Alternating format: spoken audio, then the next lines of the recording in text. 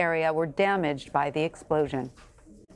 Former Vice President Joe Biden delivered a speech on racism in Birmingham, Alabama yesterday. The 2020 presidential hopeful attended an event commemorating the 1963 Baptist church bombing that killed 4 black girls and marked a crucial moment in the civil rights movement. Biden spoke about current racial tensions in America and how white Americans can never fully understand the experiences of African Americans. We must acknowledge that there can be no realization of the American dream without grappling with the original sin of slavery. The domestic terrorism of white supremacy has been the antagonist of our highest ideals from before the founding of this country. Lynch mobs, arsonists, bomb makers, lone gunmen. And as we all now realize, this violence does not live in the past. And joining me now on set is CBSN political reporter Caitlin Huey-Burns. Hi, Caitlin. Great to have you with us. So how significant is this speech on the part of Joe Biden, who's had a few recent slip-ups when it comes to the issue of race, but also who is immensely popular among African-American voters who've been fairly loyal to him in the past? Absolutely. It's a great point. Joe Biden announced his campaign. When he did so, he said that he did this. He wanted to run in response to the president's response to Charlottesville. So he's very much kind of based his campaign in this message. And of course, he is very popular among African-American voters, particularly in a state like South Carolina, a really critical primary state. But he has been attacked from those within his own party for his record on some of these issues, particularly his support of that 1994 crime bill, his helping to get that through, helping to draft that legislation that many think led to mass incarceration that disproportionately affected minorities and people of color. And so he has had to respond to this. But this is a way for the campaign to really focus on its message, which is involved around this. And also the campaign has been trying to tout that it has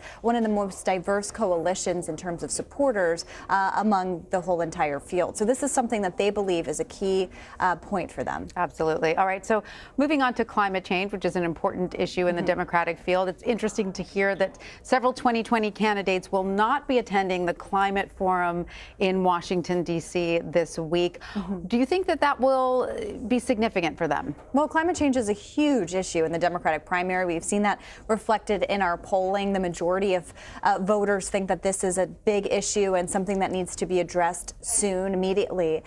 For Democrats, this is something that is driving a lot of voters, particularly young voters. We did see CNN have a climate town hall focused on this issue in prime time, which kind of shows the urgency of this issue, at least in the primary, and several candidates in advance of that and before that climate town hall unleashed a variety of different climate proposals. So those who will not be participating, I'm sure their rivals will take note of that, and especially some of these groups that have emerged in the recent months specifically focused on this issue. And we've heard that some of the leading campaigns, Joe Biden, Elizabeth Warren, Kamala Harris, and Beto O'Rourke, said they will not be there.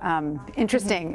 All right, so let's talk about Senator Elizabeth Warren. I think a lot of people expected her to really clash with Joe Biden in this last debate. It didn't happen. What is her strategy going forward? Well, Elizabeth Warren does not like to take personal shots at her rivals. Every time she's asked about other candidates, she never really takes the bait. But because they were at center stage, she and Joe Biden, because they represent such different views for the way that the Democrats should go forward, they were at center stage, and lots of people expected that they would at least clash on policy issues. The Warren campaign is kind of focusing on her slow but steady rise. They've watched other campaigns take shots at Joe Biden and didn't really see much long-term return on that strategy. So when they clash on policy, she is sure to note that, and she has in the past, but she didn't really want to make it the center of attention. The Joe Biden campaign wants to draw those contrasts with her on policy, especially on health care. But again, they didn't really kind of go into it. Meanwhile, Republicans want to paint all Democrats with a broad brush in light of in the mold of Bernie Sanders and Elizabeth Warren. They're hoping to draw Biden further to the left